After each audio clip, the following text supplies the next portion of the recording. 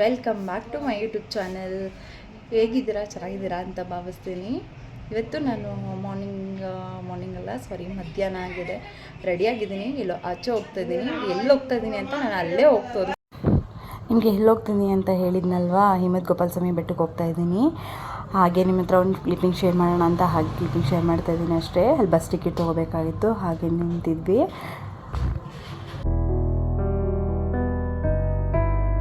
ಕಡಲನು ಕಾಣ ಹೊರಟಿರೋ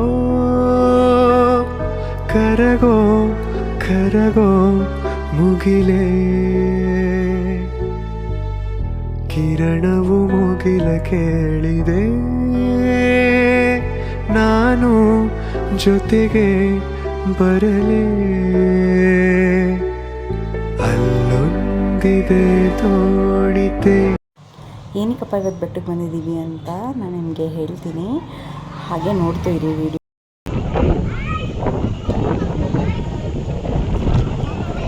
hi guys,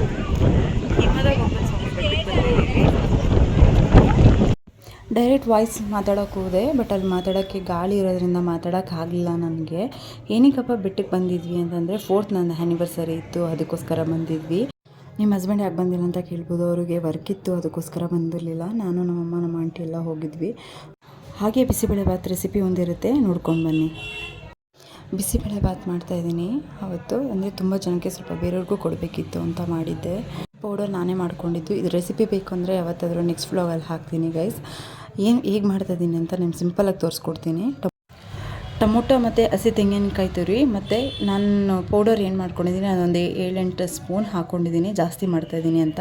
ಇದ್ರ paste ಮಾಡಿಕೊಂಡು ರುಬ್ಕೊಂಡ್ಬಿಡ್ಬೇಕು. ಇದು ರುಬ್ಕೊಂಡು ಆದಮೇಲೆ ಸಪ್ರೇಟ್ ಇಟ್ಬಿಟ್ಟು ಈ ತರಕಾರಿ ಏನಪ್ಪ ಬೇಯಿಸ್ಕೊಂಡಿದ್ದೀನಿ ಅಂದರೆ ಬೇಳೆ ಮತ್ತು ಕ್ಯಾರೆಟು, ಬೀನ್ಸು, ತರಕಾರಿ, ಮಿಕ್ಸ್ ವೆಜಿಟೇಬಲ್ಸ್, ಬಟಾಣಿ ಎಲ್ಲನೂ ಹಾಕ್ಕೊಂಡು ಕೂಗಿಸ್ಕೊಂಡಿದ್ದೀನಿ ಗೈಸ್. ಈ ಕೂಗಿಸ್ಕೊಂಡು ಇಟ್ಕೊಂಡಿರೋದಕ್ಕೆ ನಾನು ಈ ಮಿಶ್ರಣ ಹಾಕ್ತಾಯಿದ್ದೀನಿ. ಏನು ರುಬ್ಕೊಂಡಿದ್ದೀನಿ ಅದನ್ನು ಇದಕ್ಕೆ ಹಾಕ್ಕೊಂಡು ಮಿಕ್ಸ್ ಮಾಡ್ತಾಯಿದ್ದೀನಿ. ಇದನ್ನು ಕುದಿಯೋಕ್ಕೆ ಬಿಟ್ಟು ನಾವು ಪಕ್ಕದಲ್ಲಿ ಒಗ್ಗರಣೆ ಮಾಡ್ಕೋಬೇಕು. ಅದು ಒಗ್ಗರಣೆ ಮಾಡ್ಕೊಳ್ಳೋಣ. ಹೇಗೆ ಮಾಡ್ತೀನಿ ಅನ್ನೋದನ್ನ ತೋರಿಸ್ತೀನಿ, ಹಾಗೆ ವೀಡಿಯೋ ಸ್ಕಿಪ್ ಮಾಡದೆ ನೋಡ್ತಾಯಿರಿ.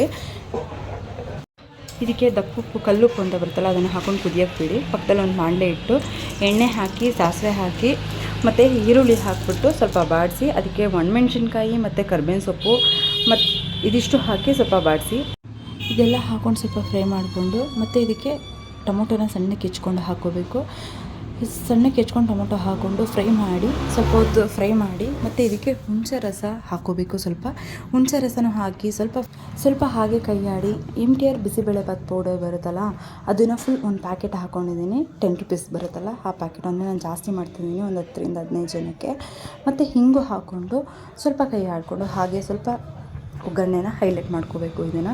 ಇದನ್ನು ಮಾಡಿಟ್ಕೊಂಡು ಪಕ್ಕದಲ್ಲಿ ಇನ್ನೊಂದು ಕುಕ್ಕರಲ್ಲಿ ರೈಸ್ ಮಾಡಿಟ್ಕೊಂಡು ಉದ್ದುದ್ರವಾಗಿ ರೈಸ್ ಮಾಡಿ ಇಟ್ಕೋಬೇಕು. ನಾನು ನಿಮಗೆ ಆವಾಗಲೇ ಬೇಳೆ ಮತ್ತು ರುಬ್ಬಿರೋದು ಹಾಕಿ ಕುದಿಯೋಕ್ಕೆ ಬಿಟ್ಟಿದ್ದೆ ಗೊತ್ತಾ, ಅದಕ್ಕೆ ಈ ರೈಸ್ನ ಹಾಕ್ಕೊಂಡು ಮತ್ತೆ ಚೆನ್ನಾಗಿ ಮಿಕ್ಸ್ ಮಾಡಿಕೊಂಡು ಕುದಿಯೋಕ್ಕೆ ಬಿಡಬೇಕು.